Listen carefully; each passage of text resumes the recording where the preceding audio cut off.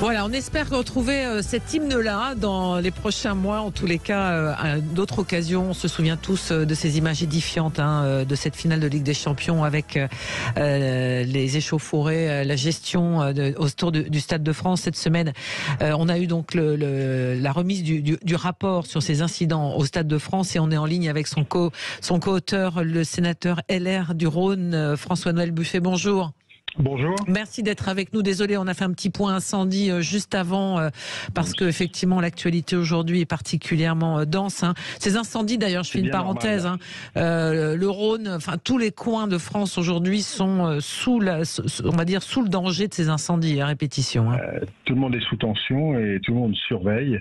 Mais ce qui se passe en Gironde est absolument dramatique. Et je salue le travail des maires et des collègues. Vous avez raison. J'ai été maire pendant 20 ans, j'ai vécu d'autres sujets, des inondations. Ce sont des moments terribles pour les élus, pour les populations. Et il faut une grande solidarité, vraiment. Alors, vous avez dévoilé donc le mercredi les conclusions de vos rapports sur les incidents au Stade de France. À la lecture du rapport, on va y revenir dans un instant, mais on se pose quand même la question de se dire, des grands événements sportifs en France, il y en a tellement. Quand on voit les préconisations que vous faites, on se dit, mais pourquoi vraiment, à ce moment-là, c'est parti en vrai, j'allais dire un gros mot. Ça n'a pas fonctionné, alors que dans tous les grands stades de France, aujourd'hui, on est capable d'organiser des compétitions majeures. On est capable, notre pays est capable d'organiser les plus grandes compétitions, il n'y a aucun problème. On a les hommes, on a les techniques, on a les moyens, on sait absolument faire. On a tout pour bien savoir faire. Donc, ce qui est rassurant, ce qui est en même temps rassurant, c'est que cet événement du Stade de France doit rester exceptionnel et il est le fruit essentiellement d'une mauvaise préparation et j'allais presque dire de mauvaises décisions. Et si on avait évité ces mauvaises décisions, on n'aurait évidemment pas eu ce problème. C'est la palissade. Mais, exemple, deux choses. Les billets papier qui ont été falsifiés, c'est vrai, c'est ennuyeux, c'est embêtant, il faut garder les billets électroniques, mais ce n'était pas la cause essentielle de la difficulté. Non. Mais malgré tout, sur le principe, c'est embêtant. La cause essentielle de la difficulté, c'est la gestion des flux à l'arrivée au stade, notamment entre le RB et le RER-D, où à un moment, dans la préparation de ce match, la Fédération française de football a clairement proposé un système de jalonnement pour pouvoir orienter les supporters sur différentes portes d'entrée. Or, ce système a été refusé par le préfet, qui a dit non, je n'en veux pas. Alors qu'en réalité, il aurait permis de diffuser les différents flux et finalement d'accéder au stade beaucoup plus facilement. Et le deuxième point qui a mis la pagaille, si je me permets cette expression, c'est cette notion de préfiltrage, à savoir qu'on a placé les stadiers très en amont du stade pour faire ces contrôles de papier, les policiers à l'intérieur, plus proche du stade, et à un moment, comme il y avait tellement de monde, entre 10 et 15 000 personnes à la sortie du RER-D, le préfet a dit on lève les filtrages, et à partir de là, eh bien, les gens se sont dépêchés en fait d'accéder au stade, ce qui a créé un mouvement de foule important, ce qui aurait pu, à un instant ou à un autre d'ailleurs, créer des incidents plus lourds avec les grilles du stade qui auraient pu céder. On n'en était pas là, mais ça aurait pu. Oui. Mais ça a entraîné du coup une conséquence, c'est que les forces de police ont utilisé le gaz lacrymogène, ce qui n'est évidemment absolument pas la réponse à avoir. Pas la réponse à avoir, surtout sur un événement sportif où les gens viennent en famille, et ainsi de suite, et ainsi de suite. Donc le cumul de ces deux difficultés est venu, de ces deux décisions en réalité, le cumul de ces deux décisions préfectorales est venu semer une pagaille absolument abominable, indépendamment de cette idée de préfiltrer qui avait été testée sur un match quelques semaines avant la finale de la Champions League, dont les conclusions avaient été de dire ça va pas marcher, c'est pas très pratique, et pourtant on le réutilise pour une finale de Champions League. Donc il y a un problème, quoi. Oui, on se parle pas visiblement, ou il y en a qui n'écoutent pas les autres visiblement. Je pense que on se parle pas, en tous les cas jamais au même moment. Ça, c'est très difficile, donc l'information n'est pas fluide, et puis certains n'écoutent pas non plus. Oui. Il y aurait eu une affaire, vous dites, il n'y aurait pas eu d'affaire si le ministre de l'Intérieur n'avait pas menti.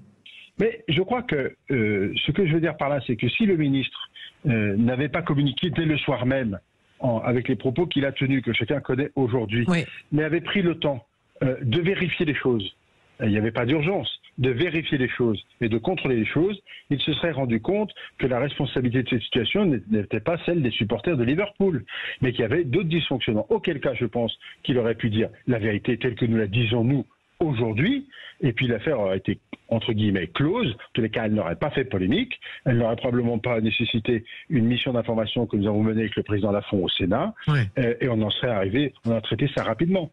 La conséquence, si vous voulez, ce qui est un peu embêtant malgré tout, c'est l'image que l'on donne de la France à travers le monde. Il y avait des millions de spectateurs. De téléspectateurs, pardon.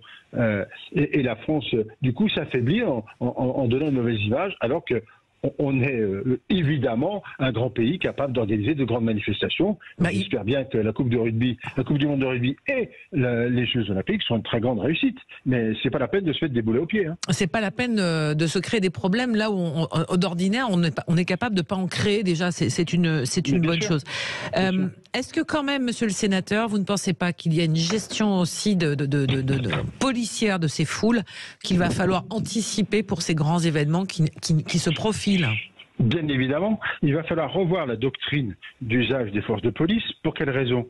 Parce que les forces de police, la majorité d'entre elles sont Parce qu'on ne va pas au stade de foot comme on manifeste, on va dire, on a pu connaître ça ces derniers mois, quoi. Bien sûr. Les forces de police sont spécialisées. Vous avez le maintien de l'ordre, donc gérer les foules et les grandes manifestations, y compris de revendications. Et puis vous avez la sécurité publique, qui est celle qui s'occupe de courir après les délinquants, pour faire très simple. Oui. Or, la sécurité publique était en nombre insuffisant, très insuffisant, le jour de cette finale, ce qui fait que les voyous, parce qu'il ne faut pas les appeler autrement, à partir de midi, ont commencé leur forfait, ont continué dans l'après-midi et le soir. Et alors même qu'il y avait des signaux, si c'était fort ou moins faible, les jours précédents, de mouvements de foule qui étaient dans le secteur, qui repéraient, qui regardaient, qui avaient été identifiés par un certain nombre d'intervenants à l'opération. Donc ça, il faudra bien reprendre cette doctrine.